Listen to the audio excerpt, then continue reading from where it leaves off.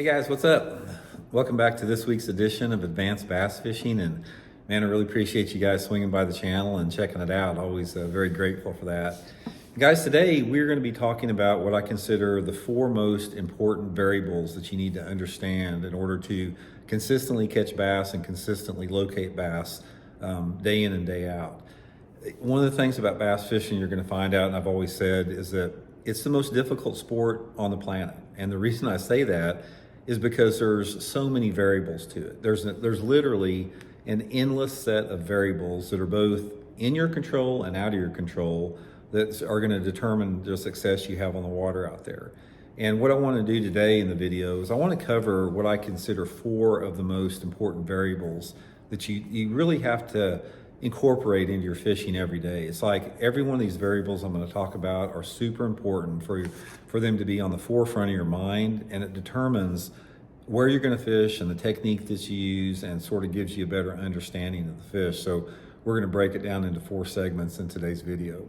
Also, guys, before we get started, just our weekly housekeeping tip here. If you guys are wanting to give something back to the channel for this information, the best thing that you can do is go into my video description of the video here, and if you need to order any fishing tackle or trolling motors or whatever, if you use my tackle warehouse link that I put in the description, that is the best way you can help out here. It's like if you guys buy something like a jerk bait or something like that, the channel gets a small percentage of that sale.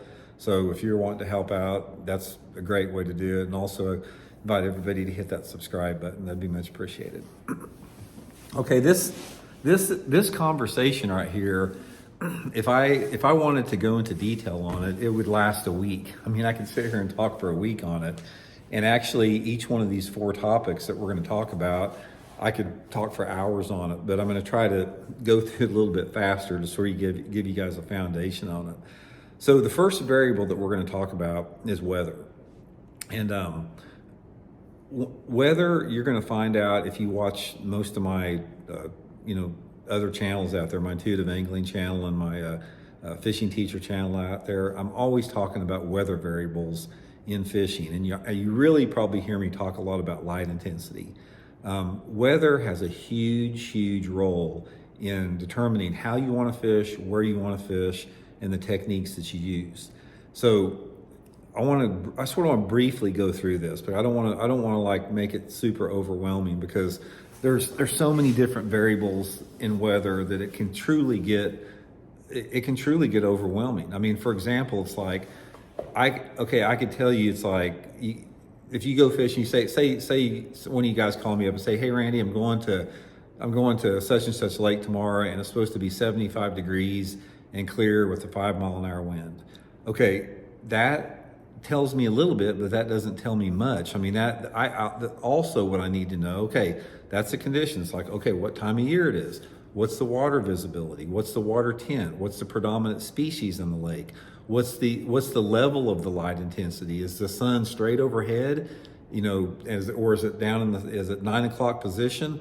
It's like, what's the forecast for the rest of the day? Is it supposed to be like this all day long, or is it going to change at 1 or 2 o'clock in the day? There's like this endless set of secondary variables to the fact that you just give me one set of weather conditions. So for the sake of not trying to be overwhelming, because it can get overwhelming, I sort of want to keep it sort of on a base level, and then you can build upon that as you progress through your fishing stages as far as your levels of success out there. Weather determines so much in fishing, and there's a lot of different variables to weather, because say, for example, when you're talking about light intensity that I talk about a lot, light intensity there can be 100 different variables to the light intensity. Say, for example, you could have one day where it's like it's completely bluebird sky, it's July, the sun's straight up overhead, there's no wind, water clarity's 5-foot clarity. And then another variable could be it's January, and the sun is positioned further in the southerly sky. So the level, even though it's sunny, the level of light intensity in January is different than July from the angle of the sun. And then, like I said, you've got wind to go with that. You got different water clarity and tint fluctuations. On the other end of the spectrum, you may have a situation where you have super low light levels.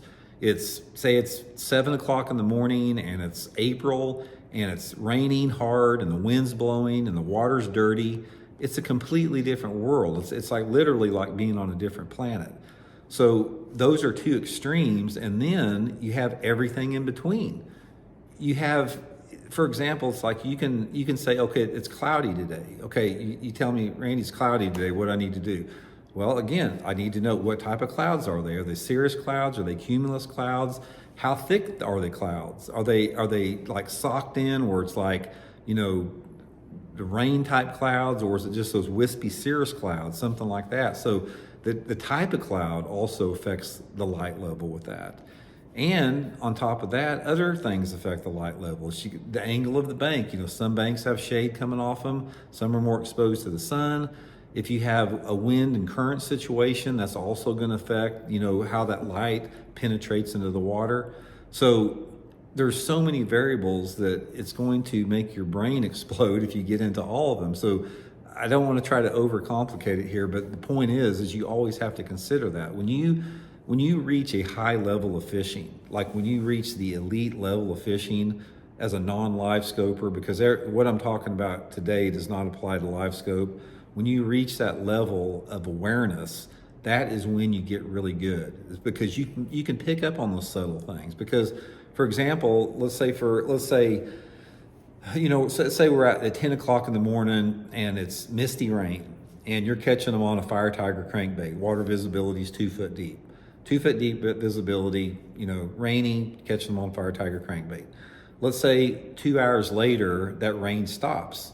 It's still cloudy, but you have a slight different degree of water clarity penetration. Your light intensity is a little bit more intense since that rain stopped. It's cloudy, but the degree of clouds have lightened up a little bit.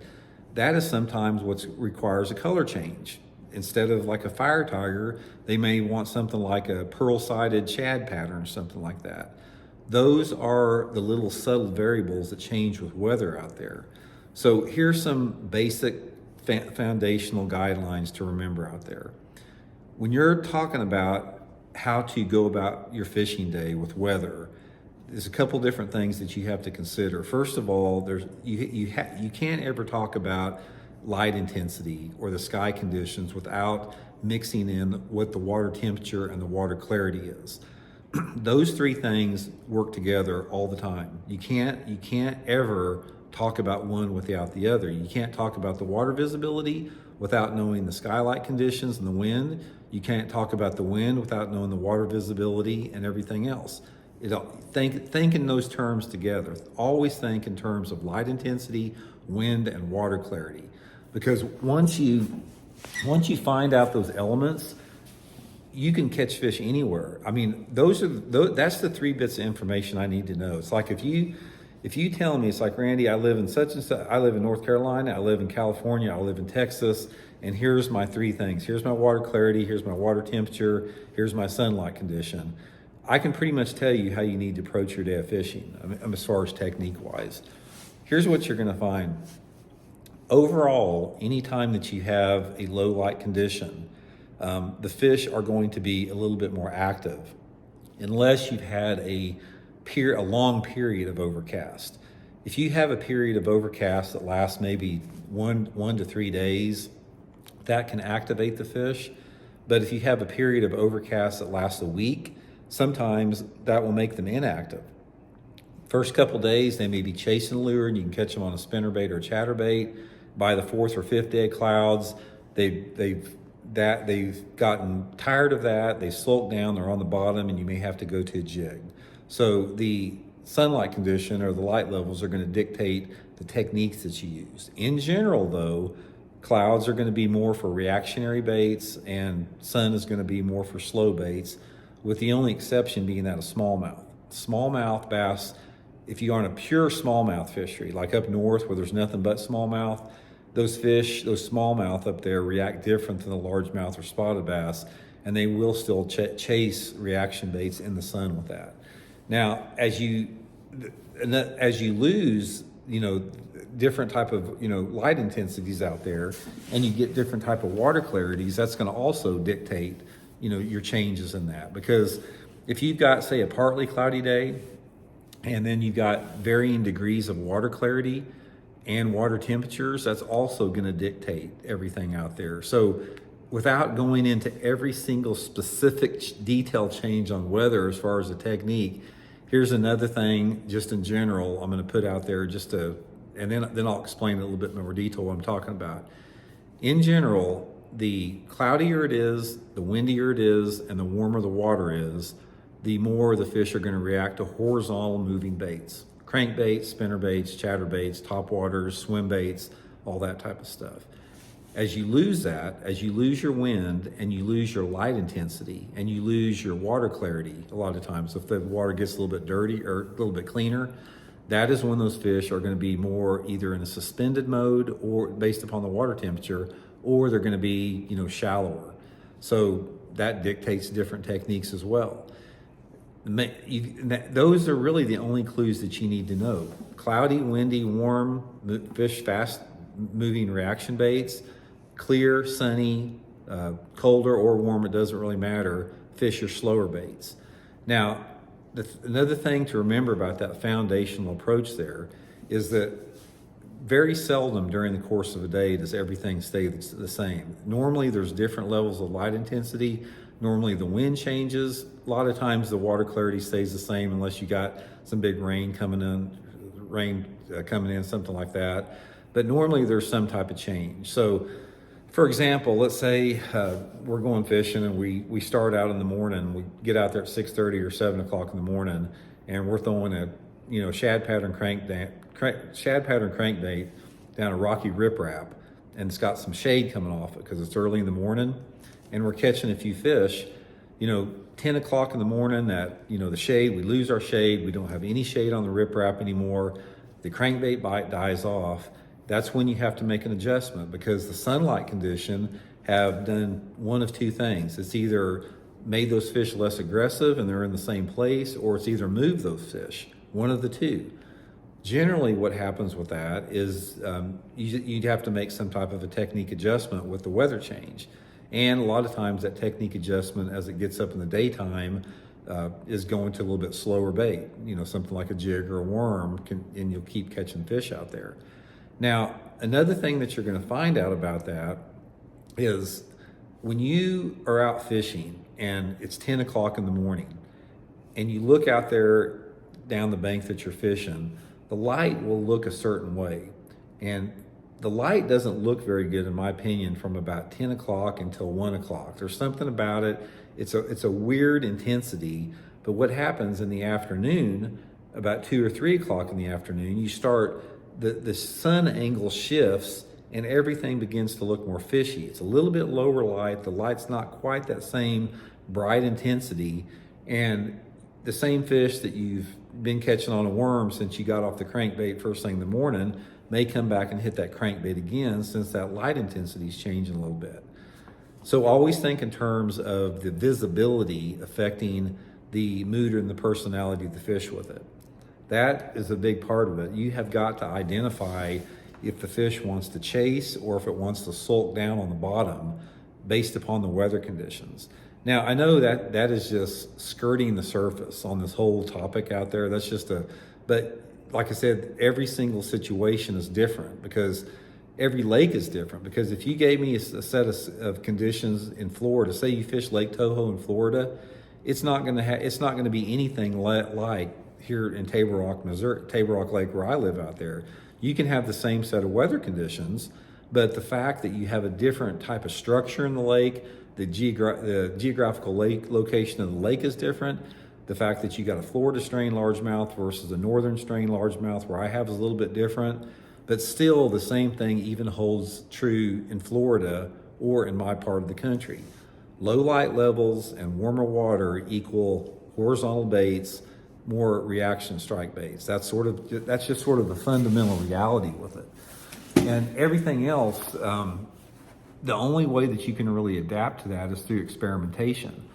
Because if you start out doing good with the technique in the morning out there, very few times it's going to keep going all day long. And the reason one technique that you start out in the morning doesn't work all day long are these changing light intensity levels. And you have to be aware of that. Here's what I want you to do. Next time you go fishing out there, put your 100% of your focus on being aware of the light intensity. What you're going to find most of the time, like I said, when you get out there early in the morning, it's going to feel different. The light intensity in the morning the fish usually just feed better for the first 2 or 3 hours in the morning. And there's usually always this lull between about 10 o'clock and to 1 o'clock, just like what I'm talking about, because you'll notice the light intensity is different.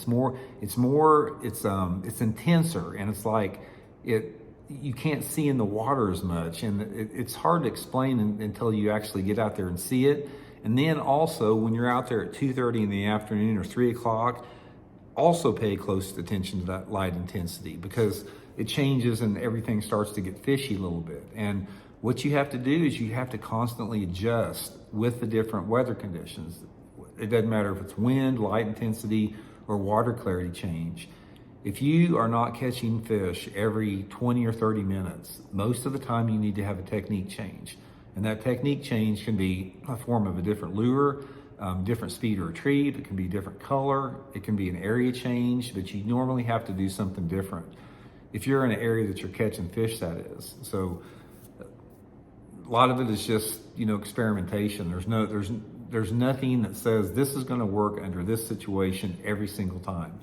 If you give me a set of weather conditions and say, how do I catch fish under these conditions right here, Andy? I can tell you how things that have been successful for me and how I've had reproducible results, but nothing is going to work the same all the time, and nothing is foolproof. One of the big things that you have to realize in bass fishing is you can't be scared to drop everything and change everything. And fear keeps a lot of people from that. It really does. I mean, a lot of people, if they've been catching some fish and all of a sudden they stop catching fish, they're real hesitant to put down that lure that they've been catching fish on and just abandon it to try something new. Don't be afraid to do that, guys. You don't ever want to be afraid to try something, because that's how you figure things out. You'll never figure things out, and you'll never be consistent unless you're constantly thinking and changing, thinking about what those fish are doing, thinking about what you can do to cause that fish to react to your lure based upon the weather conditions that you have at that specific time. And there's some other things that with weather too, that has influences. Weather patterns that come in and dump a lot of rain in a lake. Lake level rises are a huge factor in fishing.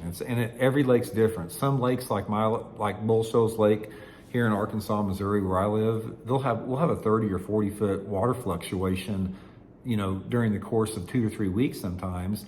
And other lakes across the country, they may not fluctuate but a foot or two, even with the same amount of rain. So the influx of water, and if that water is cold and how dirty it is and how long that dirty water lasts, also affects, everything, which we'll get into in the next segment here. But anyway, guys, that's just an overview of weather. That's a very, very brief overview of weather. It doesn't even do it justice. Like I said, we could talk for hours and hours and hours about weather, but that's just sort of a gist to give you a foundation of it. So let me get a drink and we'll be back with the second variable here. So we'll be right back. Okay, we're back. Now, the second one, guys, for variable is called lake conditions. Now, lake conditions can be tied into weather because they work hand in hand sometimes, but they are independent a little bit. So we'll talk about some changing lake conditions and what you need to do to catch fish under those conditions. Now, one of probably the two biggest ones, without a doubt, are lake level and water visibility with that. Now, the water visibility and lake level changes based upon a lot of different variables out there. If you have a lake like, say, Lay Lake or Logan Martin in Alabama out there, where they run a lot of current on the upper ends of the lake, you can have lake level changes every single day without having any rain whatsoever. Or you can have impoundments that are affected to some level based upon rainfall amounts. So let's talk a little bit about first rainfall amounts creating different lake conditions out there. The visibility in the water, as far as the lake condition visibility, is super, super critical. Water clarity and water tint, there's two different things. The water tint is based upon if the water has like, some type of a greenish tint or maybe an aqua blue tint or a tannic black acid tint. A lot of it has to do with the soil makeup, the vegetation makeup is going to change the tint, which makes it look different clarities. And then you have just straight water clarity changes. Now, there's a lot of things that affect water clarity changes. Water clarity changes are affected the most, obviously, by some type of a runoff coming into the lake. And it's also affected by wind. Wind can create current. Strong winds can definitely, dirty up a lake in a hurry out there. And then different type of rainfall amounts are going to rise a lake. It's going to cause the lake to muddy up or change in an abrupt way based upon the lake that you're fishing. Every lake across the country is affected differently by rainfall, and the lake conditions that you have based upon what the water level is and the water clarity has a lot to do with the type of system that comes in, the weather system that comes in that causes that to change. For example, a lot of it has to do with how saturated your ground is, because if you have ground that's super, super dry and you get, pretty hard rain for a couple of days, it may not do much. I mean, it may color up the backs of some creeks or something like that, but a lot of it is absorbed. But if you get a situation where your ground is saturated and there's nowhere for it to run off, the same frontal system may cause the lake to come up 3 or 4 feet just in a matter of a couple of days. And then other lakes change differently. Like we said a little bit in the segment before, some lakes vary greatly with rainfall amounts. If you have a highland impoundment that has a lot of tributaries in it, and the Corps of Engineers or the lake managers are able to let that lake come up a lot without it like flooding homeowners out and stuff like that, you can get tremendous rises in the lake level. You can get 30, 40, 50 foot rises. And then if you have a lake like, say for example, Lake of the Ozarks here in Missouri, it doesn't change much. I mean, it'll vary 3 to 4 feet a year based upon rainfall amounts and stuff like that. But they suck that water through there, and they don't ever let it get up a little, up very high. So your lake level, based upon the lake condition, has a lot to do with how you're going to fish. As far as the type of cover that you're going to have to fish. So let's talk a little bit about the extremes as far as low water, normal water, and high water conditions on a lake. My two favorite ways to fish a lake are if they're real low or real high. Probably my least favorite way to fish a lake is if it's at normal level, because if a lake is at normal level, you don't have an abundance of flooded cover to fish that's new flooded cover. And also a lake at a normal level, a lot of the structure that you can see on the bank normally in low water is covered up. Say for example, if the water's normal, you may not be able to see a lot of rock transitions, but if the water's low, like 8 or 10 foot low, you can see a bunch of really nice rock transitions. So let's talk a little bit about catching them during low water conditions first. If you have low water conditions, one of the things that I have found out about is there's a myth that if the water level drops, the fish are going to move out deep. I haven't found that to be true, guys. There may be some fish that do that, but if you have a lake that is dropping and it's rapidly dropping and you've got any type of bank cover, like rock or whatever like that, laydowns rock, drops or whatever like that, half of the fish on the lake are going to move even shallower as that water drops. That's sort of like an oxymoron, but it's the truth out there. It's like one of my favorite techniques is on a fast falling lake, and especially if you have a lot of rock on it, is just to get up there and fish 2 to 3 feet deep with a crankbait, just cranking rock on a low, lake level like that. Another thing is really good when the lakes are low is any type of isolated cover. Pay attention for isolated logs, isolated laydowns, fallen trees, all that type of stuff, because fish really like to relate to isolated cover when the water's low like that. And it doesn't really matter what the water temperature is, or water visibility. One of the things I found out about, if you've got low water and clear water, that's a really good time to fish moving baits and top water. One of my favorite things to do anytime that water temperature is over 60 is, if the lake's falling hard and dropping, is just get up on the bank like with a buzz bait or a spook or something like that, and just cover water if the water's clear. If the water's dirty or a little bit more stained, I'll do the same thing with like a chatterbait or a spinnerbait or a crankbait. But don't be afraid to fish, really shallow if the lake is low or falling out there. There's going to be some fish out deeper. I mean, there's going to be at least half the fish up shallower. Now there are going to, that definitely will pull some fish out based upon your water clarity. If you got a low lake level and you got clear water, there's going to be some deeper suspended fish out there. But as the water visibility decreases, that's your number of suspended fish are going to be less and less, and those fish are going to really migrate and move to the bank and use whatever shallow cover you have available. One of the things that's really important if you're fishing during a low lake level is to cover a lot of water, because low water will scatter fish out shallow. They'll still be shallow, but they're scattered. So a good technique to fish during low levels, say for example, if you get back in a creek arm and lake's 8 or 10 foot low or whatever, just start covering the water. Put a crankbait on, put a top water on or something like that, and just fish everything. Fish stuff that looks good, fish stuff that doesn't look good, cover water, and try to just make as many casts as you can. That's one of my favorite ways to fish, is just when I'm getting a bite here and there, but I've just got to keep constantly moving because those fish are scattered. They're up shallow feeding on bluegills or crawdads or something like that, but that's a really good way to do it. Now, when the lake's normal level, if you have a normal level condition, water level, that usually brings you in a lot more options, because on a normal level, you normally have some type of stability. If you have grass, your grass tends to be a little bit more stable in that right depth zone. Boat docks, if you have a lake with boat docks in it, a lot of times those are going to be pretty good too, because you're going to have some pretty consistent depth on it. And then all of your visible shoreline cover, again, like your rocky banks, your lay down trees, all that type of stuff are going to be pretty much set with that. So a lot of different variables to that. But what I really want to talk about as far as changing lake conditions is high water, because high water conditions offer so many different variables out there as far as what the fish do. And they also, there's a lot of myths behind lake levels when they come up, what the fish do.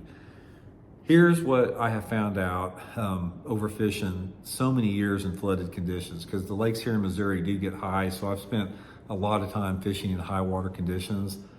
When the lake, if you're fishing and the lake comes up fast, say for example, you get one of those days in the spring where it rains for 4 or 5 days in a row, everything's flooded out, that type of stuff.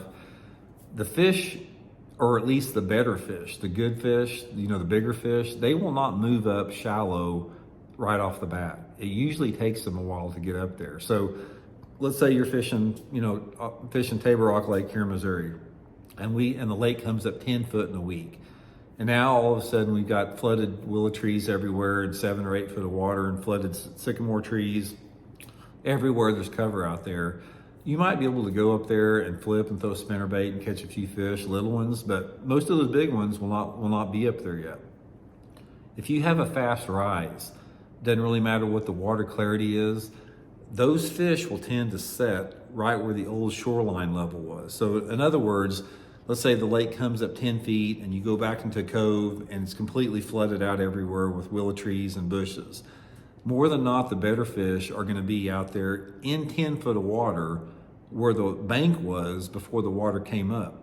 That's something that took me a long time to figure out. I mean, it took me a long time of trial and error to figure that out. So one of my favorite ways to catch them on a lake condition that's coming up quick is throwing the Carolina rig on the outside of the cover. So it's worked so many times out there. I'll just get out there on a line of flooded trees and I'll throw 5 or 10 feet outside of the flooded trees, drag a Carolina rig, sometimes a football jig or a big crankbait, and more times than not that I'm going to catch them. If I usually go up there and start flipping the bushes, most of the time I'm catching non-keepers until the water starts to stabilize and begins to fall. Now, the times that you want to be up in that cover, that you fish in those conditions where the lake's flooded at, is normally when the water's a little bit warmer and a little bit cleaner and it's been flooded for at least a week or two, preferably like 2 weeks. That gives those fish time to acclimate, gives them time to move up into that cover a little bit more and sort of set up in those flooded trees and bushes. My favorite scenario for a lake that is in a flooded condition out there, is when the lake peaks out. Say it gets 10 foot over normal, and then it's been maybe 10 foot high for 2 or 3 weeks, and it starts falling. And once it starts falling, where you have about 2 to 4 foot of water in the cover, instead of having 7 or 8 foot of water in the willow trees, now you got 2 or 3 feet in the willow trees. That is where you catch your big ones at, and that's when it's really good. So pay close attention to that, because it usually doesn't last very long. Once they usually start dropping a lake hard, they drop it fast. So once you get that lake level where you got 2 to 4, maybe 5 foot of water in the bushes, that's the time you want to be up there shallow flipping. And a lot of it, again, is based upon the water clarity. The dirtier the water, the shallower those fish are going to get. My first tournament I ever won, Bassmaster at Bugs Island in Virginia, the water was really dirty and it was high, but it was falling fast. And by the last day of the tournament, the water was only about that deep where I was catching them in the bushes. It was like 1.5 feet deep, and the big ones were still in there. So that's one of the last things that they do with that. Another thing with lake conditions is you've got changing water visibilities. Now, the water visibilities are usually, again, associated with the lake rise. But here's one of the things that you have to realize about changing water visibility is sometimes it can be a good thing, sometimes it can be a bad thing. Initially, when you get fresh runoff or lots of water coming into a lake and it starts to dirty that lake up, those fish will move shallow with that dirty water as long as it doesn't get chocolate milk dirty. If that lake comes up and you got an inch of visibility, you're not going to catch much out there, regardless of the water temperature. And water temperatures, like I said, as long as it's over 50 degrees, they pretty much react the same.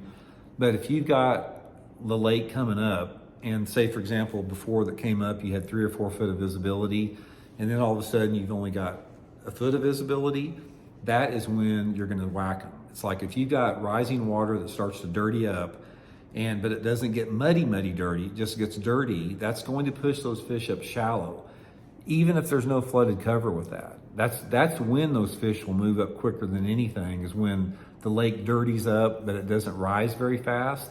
It's sort of weird. It's like if the lake comes up real fast, those fish will not move up with the rising water. But if the lake dirties up real fast, those fish will move up immediately into that dirty water. That's why, you've heard people talk about catching them in runoffs. Like they go to the back of a creek after a big rain, throw jigs and spinner baits back in that runoff and you can catch them. That there is reality to that. So the water clarity that you have in a lake, as far as where it's at, also is a big influence as far as the lake condition, because sometimes the water will start being dirty in the back of the coves and the creeks, and then they'll start sucking the lake down. It'll pull that dirty water out towards the main lake. So I've seen a lot of different times where I may be catching fish in the back of the creek on one day, and then they're pulling the water out so hard that dirty water moves out to the middle part of the creek on day 2, and the upper end of the creek that was dirty the first day starts to clear up, because you get all this, runoff coming in that doesn't have the siltation in it. So the back of the creeks get cleaner quicker than the rest of the lake. And the amount of dirt and dirty water and stained water that goes down the lake depends on the size of the lake and how much area it has to spread out. But normally, once a lake, doesn't matter, unless it's a mud pit lake, which there's not many out there, a normal lake, if you have a big rain come in where it puts a bunch of dirty water in the lake, eventually 2 or 3 days after that, where that dirty water starts getting pulled down through the whole lake, it's going to put the fish shallower for the most part all over the lake out there. So that's just another good rule of thumb to remember. Okay, that's 2 most important lake condition thing. We'll be back to the next one after take a little quick break here. Okay guys, we're back with part 3 of the variables in bass fishing, and it has to do with pressure, fishing pressure, recreational boat pressure, just basically human activity that's on the lake. Now this is one that a lot of people don't realize how big of an impact it has in it. And the other thing about this, guys, this is a difficult seminar to do. It's like the information that I'm giving you here, I'm having to go through it so quick to keep this thing from going for hours and hours and hours and hours, that I'm skipping a ton of stuff, but I'm trying just to build on a foundation for you guys to start with it. But just know that there's so much more to it than this, and we'll try to cover it in future videos and break each one of these down in a little bit more detail. But anyway, guys, human activity is super impactful. It's a super impactful variable on bass and how they're going to bite and if they do or don't bite.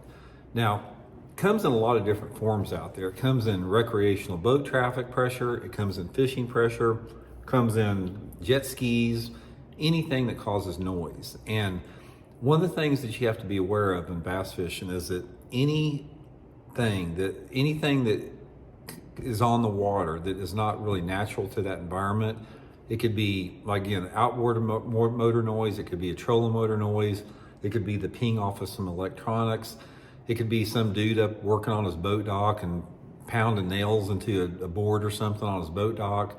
Anything, construction, anything like that, any type of noise is going to have a negative impact on the fish.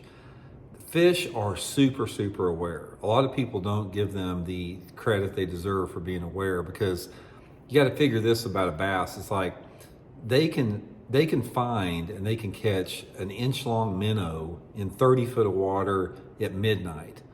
So if they have the awareness to them that can do that, if you think you're sneaking up on a fish in your boat, I don't care how quiet you think you are, you're not sneaking up on you. They know that you're there.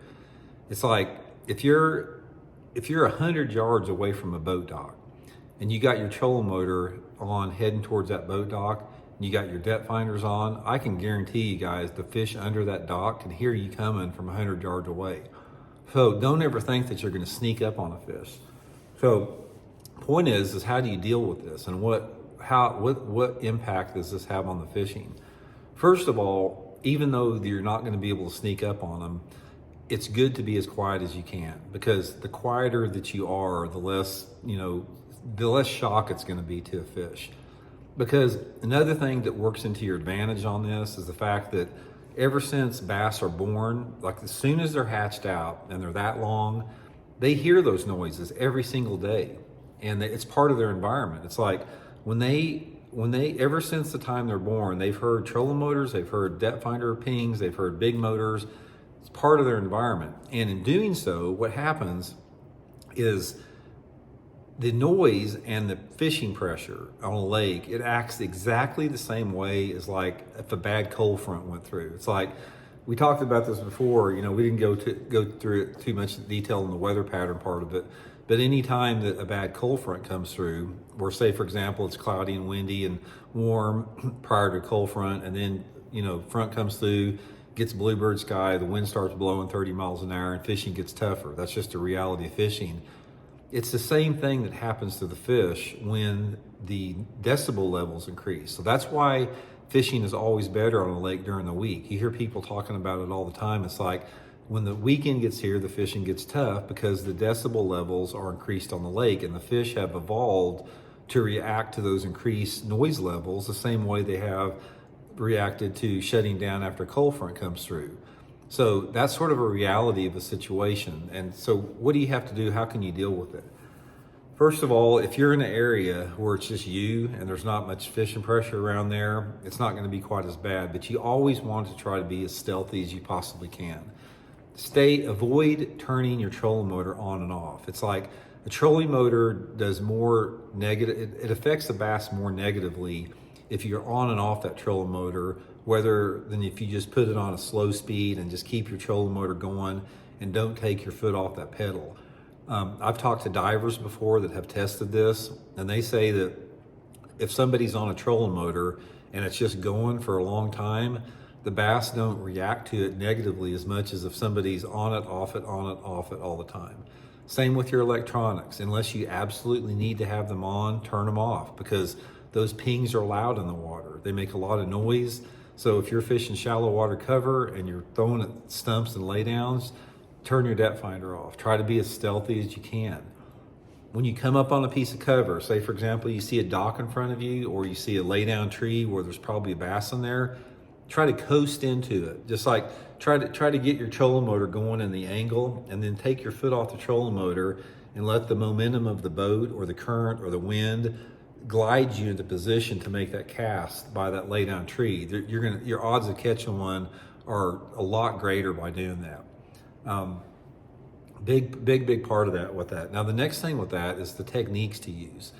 One thing that you're going to notice is as the noise levels and the noise decibels increase on a lake, the fish do not hit moving power baits as well. It's like they don't. They're more timid. They're just aware, and since they're more timid and they're more aware, that makes them less apt to charge out and hit something like a crankbait or a spinnerbait or topwater. So if you're fishing in a situation where there's a lot of pressure and a lot of noise around, that's when you need to go to your finesse techniques or your bottom techniques. Go to your shaky head, Ned rigs, drop shots, little bitty swim baits on the bottom, something like that, because those fish don't want to chase anything.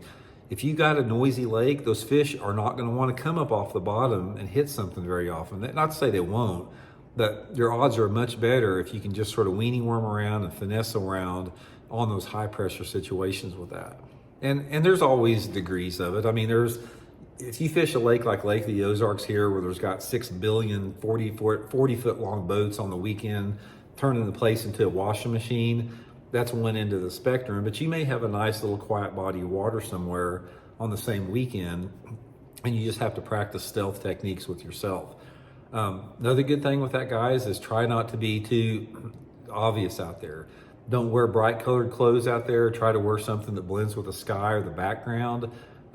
Stealthy is always the best way to go. I'll tell you one little story here that I heard last year that really sort of hit home with me. Is one of the anglers that went out on the water lesson with me, he had won there. They had a big bass bash up at Lake of the Ozarks years ago, and he won it. And he told me about how he won it. He goes, I knew there was a big fish living in this, it was a log jam. He found this log jam in the back of a creek. And he said he'd been back there before, and he'd always seen a couple big bass swimming back there around that laydown or around that log jam. So he said he didn't even go to it in practice or anything like that. He said the first morning of the tournament, he said he went there and he shut the boat down. Like, he had a small boat too. He had like an aluminum boat specifically for this big bass tournament. So he shut it down 50 yards, 100, I can't remember, 50 or 100 yards from the laydown, and he took a paddle out and he just sculled the paddle, just nice and slow. He paddled all the way up to the laydown, made that flip right into the laydown log, caught a 6.5 pounder, and won the $100,000 for that. So that's a really good example for being stealthy with that. But always be aware of fishing pressure. The main thing about fishing pressure, guys, is two different things. Try to be quiet as you can. You can't have any control of what everybody else is doing. Be as quiet as you can and fish slower bottom finesse techniques, and that's going to allow you to catch more fish in that variable. And as this fishing gets more popular, you're going to have to deal with that more and more. Smaller lures, lighter presentation. So take a quick break, and we'll be back with our last variable here in 1 second. Okay, guys, we're back for the final segment, and the final variable is techniques. Now, the first three that we talked about, the weather and the lake conditions and the pressure, those are what we call uncontrolled variables. You don't have any control over the weather. You don't have any control of the lake conditions or the type of fishing pressure that a lake gets, recreational noise, that type of stuff. But you do have control over technique. And this is one that you really need to maximize as far as your approach to fishing. And again, guys, we could literally talk for a week on this. So I'm just going to keep it real basic and try to cover the foundations to give you a gist to build on. Here's the thing about techniques. Now, when I'm talking about techniques, I'm talking about not only your fishing, the style of fishing you choose, the lures, but I'm also talking about like boat positioning, trolling motor operation, and all that type of stuff. Here, the variable that you have to consider with your techniques is you have to determine what you want to get out of the day.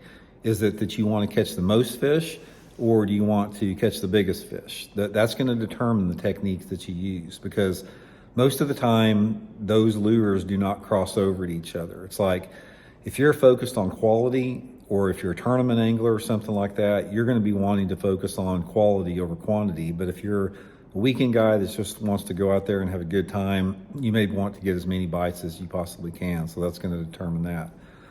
One of the things that you have to understand about choosing the best technique is everything that I talked about before, the weather conditions and the lake conditions and the fishing pressure, that all leads up. And knowing that and having that knowledge in your mind about what we talked about earlier is going to allow you to determine what the best technique for you to fish is. So how do you determine technique? Again, we're approaching this from a non-live scope deal. If you're a live scoper, tie on a little swim bait and a jerk bait and just go look at your live scope. There's nothing to it. But traditional bass fishing is far more complex and difficult and challenging with that. So in order for you to determine the technique that you want to use, whether it be for quality or quantities, you have to have an understanding of seasonal patterns. That's another video too. In fact, I think we did one with the advanced bass fishing if you want to refer back to some of the past videos. But you've got to master an understanding of seasonal patterns and movements before you pick your technique. That's what I've talked about a lot in my videos, and that's what people ignore. And that's why they struggle a lot of times, is they're not using the right techniques based upon the conditions that you have. So without going into a week-long seminar about this, I sort of want to go over each season and give you a gist of the techniques to use based upon the mood and the personality of the fish. The personality of a bass, when I talk about the mood and the personality of a bass in terms of the technique, it has to do with the level of aggressiveness the bass has as far as it wants to chase or not chase. When you're talking about bass, always think in terms of chasing or not chasing, because the first thing that you have to do to figure out your technique for the day is you have to determine if that fish is in a chasing mood or a non-chasing mood. And sometimes the conditions and the weather can give you a clue, because for example, most of the time if it's windy and cloudy and warm, they're going to be a chasing mood. Not always though. Sometimes there's other variables that play into it. It can be cloudy, windy, and warm, but maybe your water clarity's off a little bit, or maybe the lake's coming up super high or dropping super hard, and that's going to throw off the traditional technique with that. So there's always an outlier that requires you to experiment if you're not working. But in general out there, the things that I like to do is I like to start out with techniques that get the most aggressive, bigger fish right off the bat. And the techniques that are going to allow you to do that right off the bat are your bigger, brighter lures, like big crankbaits, big bright colored spinner baits, big swim baits, glide baits, big topwaters, that type of stuff. Those are normally the things that are going to trigger those fish from the green, aggressive fish out there. That's my first approach. It's like every tournament that I go to or every day that I'm in the water, I always try to figure out something I can do right off the bat to try to generate a bigger strike from those more aggressive fish. If it works, fine. I'll keep use it throughout the course of the day, but if not, I have to make an adjustment. So more than not, I may start out, for example, if I start out throwing a big spinner bait for the first couple hours during low light, and then that doesn't work, and I have to make an adjustment, then based upon the conditions I have, I may have to adjust and throw on a little crankbait, or I may have to put on a jig, or I may have to, put on, something more finessey with that. Again, it's all about experimentation. My rule that I have is I get an idea in my head and I'll try it for 20 minutes. And if it works, fine, I can expand on it. If it doesn't work, I'll make another change with that. So the technique change that you need to make, there's two different considerations here. It has to do with your lure profile, your lure category, and it has to do with your color. A lot of times the technique changes that you make during the course of a day can be simple color changes. Instead of using that fire tiger in the morning, you change over to a perch pattern, or you change over to a crawdad pattern. That's the first thing I like to do is to change up colors. If I think they're going to hit a jig and I start out with a black and blue jig and I'm not getting many bites, then I might go to something like a green pumpkin with a green pumpkin trailer on it. I'll change colors before I do anything else. If that's not working, if it's working fine, but if it's not working, then I have to determine and I have to analyze, okay, what is it that I'm not doing right here? And let's go back to the jig and the crankbait analogy. Let's say, for example, I'm catching a few fish, throwing a crankbait down a rocky bank and catching a few right off the bat. Then I make a color change or something like that and, say it doesn't work. So I'm thinking, it's like, okay, they got off the crankbait. I've tried different colors on it. What do I need to do? And the thing that I usually do after that is I'll have a profile change. If I still think they're on a crankbait or a jig, I may start out with like a 3-inch square bill, and then after I've changed the colors and that doesn't do any good, I may go down to 1.5 inch square bill. Try that, then I'll experiment colors. Same with the jig. I may start out with a full-size jig, 5/8 ounce with a full-size trailer on it, change up colors a little bit. That's not working. Maybe they don't want something that big, and I'll change up with maybe a finesse jig with a smaller trailer on it. Those are my first two choices with that, is the color and profile change. The next technique change that I take, if that doesn't work, is a different lure category out there. So we'll go back to the cranking, the same scenario. I'm throwing this crankbait down the rocky bank. I've tried different colors, I've tried different sizes of crankbaits, and I just can't get anything going. That usually leads me to believe that they're not in a chasing mode, and I have to change my technique. So my technique would, naturally go to slowing down with something. I may, slow roll a little swim bait out there. I may throw a shaky head out there. I may throw a wacky rig out there. Experimentation until I start getting a few bites and figuring out what I need to do. That's pretty self-explanatory. It's a matter of just trial and error is basically what we're talking about. But another consideration that you have to factor in when you're dealing with that. And hold on one second, guys. Sage is out here. I gotta go get her. Kim just texted. Sorry about that, guys. Kim texted me while on the phone. I'm filming on my cell phone. Kim texted me and said Sage had got out, so I had to go get her. But anyway, as I was talking about, the other consideration is when you're talking about techniques that produce quality fish, sometimes you can't make that change. It's like, let's say, for example, you start out in the morning and you catch a 7-pounder slow roll on a big spinnerbait. And then you mix up some different stuff and you put the spinnerbait on, and maybe 2 hours later you catch a 4-pounder on it. If you're catching big ones, guys, one of the ways that you catch big strings of fish is you have to fish lures that produce big fish, and you have to commit to those techniques.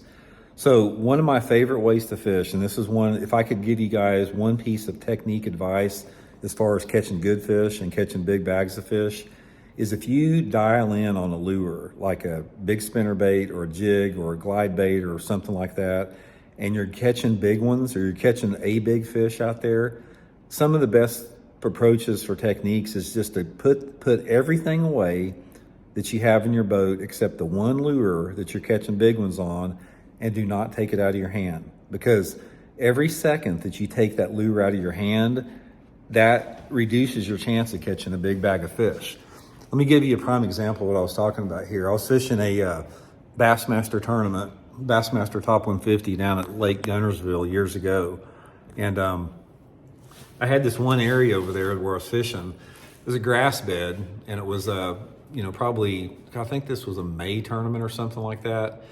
And anyway, there was two different techniques that I was catching the fish on. I was catching some fish on a big 1-ounce spinnerbait, slow rolling it, but I was catching a lot of fish on a crankbait. Like back at the time, it was a Model A bomber crankbait, just cranking it over the grass. I mean, I could catch a lot of fish doing that, but every time I got a hit on the spinnerbait, it was a big one. So I went out there right off the bat in the morning. It was the first day of the tournament. And right off the bat, I caught an 8-pound, 14-ounce fish. And, I'm like the first 15 minutes I was out there, I caught an 8-pounder. And then about probably an hour later, I caught a 6-pounder. So I've got an 8, 14, and a 6 in the boat. At that point, I took everything that was on my deck, all the crankbaits, I had other stuff I was catching a bunch of bites on. And I told myself, I don't care if I don't get another bite the rest of the day. I'm not putting this spinnerbait down, because I knew I could go out and I could pick that crankbait up, and I knew I could catch 3 more 2-pounders on it, on the crankbait.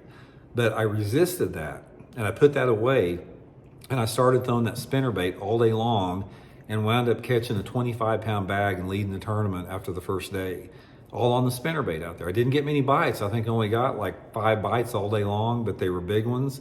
So if you want to catch big fish, you have got to fish those techniques that produce big ones, and you've got to stay with that. It takes sort of a mental shift. And to me, that's one of the favorite ways to fish. That's a tournament. I mean, that's a tournament approach out there, because if you're just wanting to go fun fishing out there, there's a lot of different things you can do it. But if you do want to catch big ones out there, staying with those baits that work, the big baits, is going to be the really key on there. But anyway, guys, as far as technique goes on there, every lake across the country is sort of technique specific. So one of the things that you have to do, unless you're a traveling tournament angler, which is probably not a lot of people that watch this video that are traveling tournament anglers, is I don't care if you live in Pennsylvania or Florida or California or Texas, the handful of lakes that you guys fish, they're going to have patterns and techniques that are unique to that particular lake out there.